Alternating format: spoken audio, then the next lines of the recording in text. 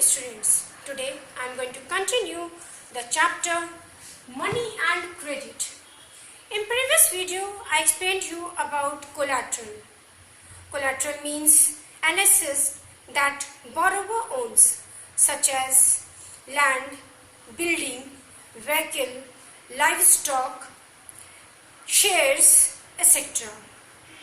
and uses it as a guarantee to a lender. Then I explained you about terms of credit. Terms of credit refers to the interest rate, collateral and documents requirement and the mode of repayment. Now today I will explain you about financial institution for credit or various credit arrangements. Now two types of credit arrangement is there, that is formal and informal. There are two main categories of credit arrangements or financial institution for credit in India: formal arrangements institution and informal arrangement or institutions. Now, what is formal arrangements? The formal institutions for credit mainly comprises of cooperatives, regional, rural banks and commercial banks. Loans given by the formal financial institutions are termed as formal sector loan. Now, in this, cooperative credit societies are there. The rural cooperative credit institution in India have been organized to provide short-term and long-term finance, especially to farmers and rural artisans. The guiding principles of cooperatives are voluntary and open membership, democratic control and equitable distribution of profit and utilization of resources. After independence, the cooperative credit societies have made a considerable progress. But the working of cooperative credit societies suffers from so many deficiencies. Prominent deficiencies are lack of funds and problems of nepotism, partiality and misuse by the big landlords and village moneylenders. Because of defective management, corrupt leadership and groupism in the villages. Then bank. All the other functions of commercial banks, lending of funds is certainly the most important function. While performing this function, banks provide working capital to commerce and industry and loans to farmers for agricultural operations. Nationalization. There has been a spectacular rise in banks branches. After the nationalization of bank in 1969 and 1980, there was a radical change in the credit policy of the banks. After that, banks have devoted considerable attention to provide credit to priority sectors such as agriculture, small artisans, household enterprises and petty service providers. Now, regional rural bank is also there in formal sector. Regional rural banks in India were initiated in 1975. The main aim is to extend credit to small and marginal farmers and rural artisans to save them from the clutches out of the money lenders. Now, National Bank for Agriculture and Rural Development. This was set up in 1982 for building better coordination among the various agencies of rural credit. Now, what is informal arrangements or informal arrangements for credit?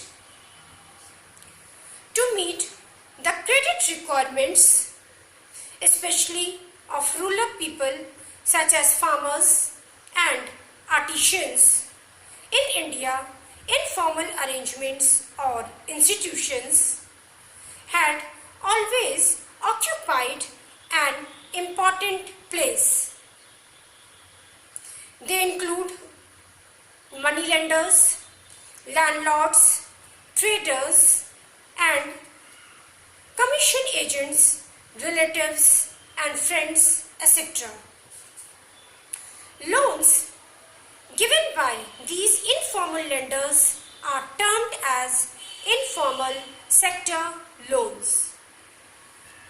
Today, the informal sector lenders occupy an important place in India rural's credit. It is because of the reason that they supply credit for productive and non-productive purposes. They are easily accessible and their methods of business are simple and flexible.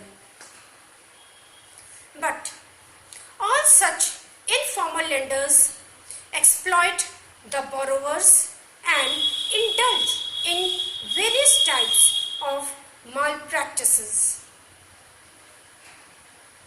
Prominent among them are they charge extra rate of interest, they manipulate accounts to their advantage, they force the farmers to sell their agriculture produce to them at low price, they obtain bonds and promissory notes on false pretense.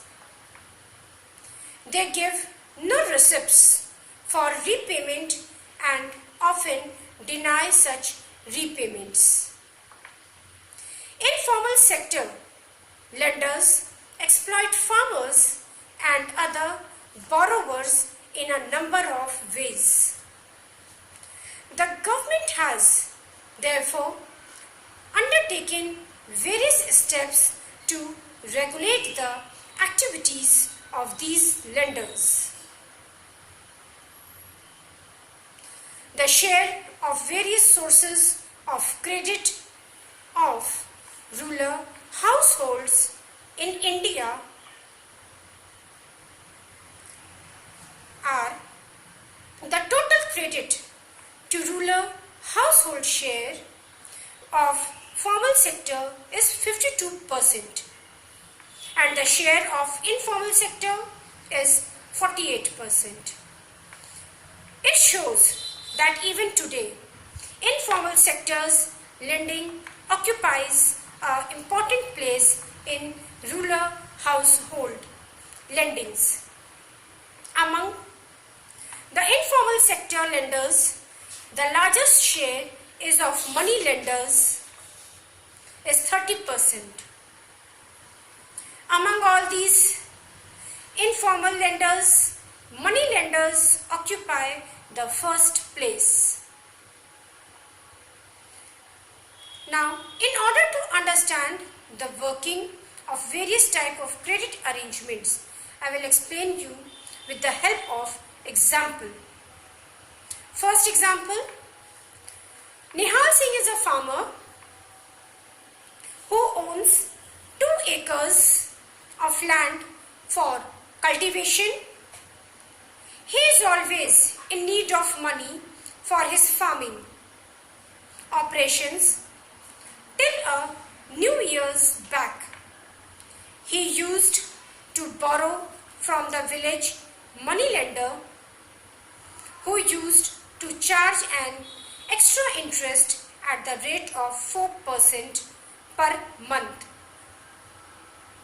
Now, he has started to borrow the local trader who charges 3% per month interest rate. But the trader has imposed a condition on Nihal Singh. According to this condition, Nihal Singh is required to sell his entire produce to the traders first after harvesting the crop. In this way, the trader receives his payment at the earliest and purchases the produce at low price from the farmer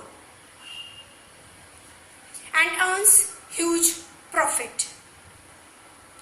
Nihal Singh's earnings remain small because he has to sell his produce at low price under the agreement.